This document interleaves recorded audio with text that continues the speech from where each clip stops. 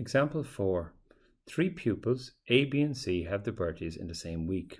What is the probability that these 3 birthdays all fall on a Monday? So in the first question, we're trying to work out the probability that it will be a Monday for A, a Monday for B, and a Monday for C.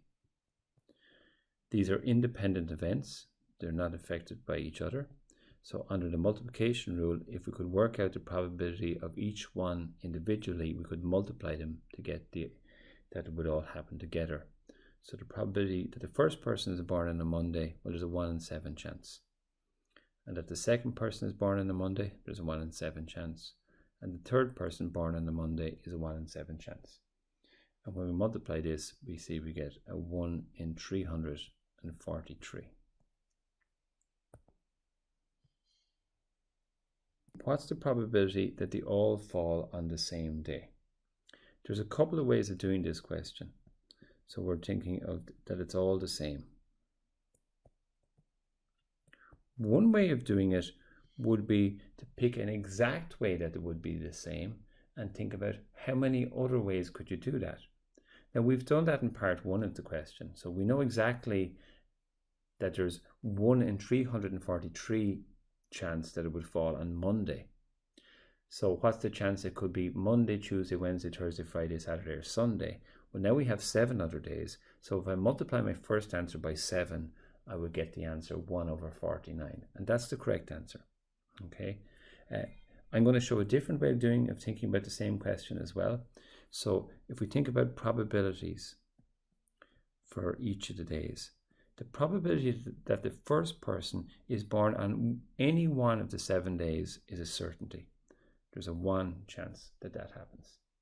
100% sure. That the second person then is born on the same day, whatever day that first person was born on, there's a 1 in 7 chance that that happens. And that the third person was born on that day, whichever it was, there's a 1 in 7 chance that that happens as well. So when we multiply this, we see it's 1 in 49. As we predicted it would be.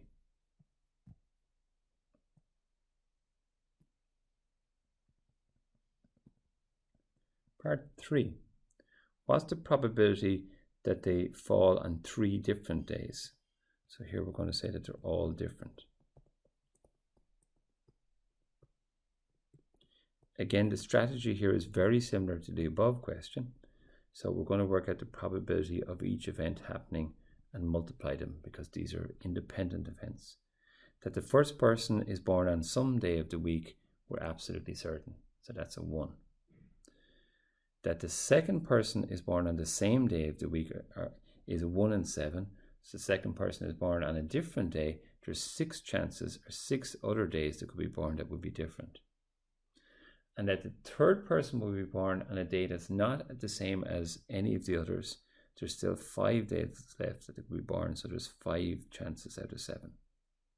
So the answer to this question, we multiply this here, we see we get 30 over 49.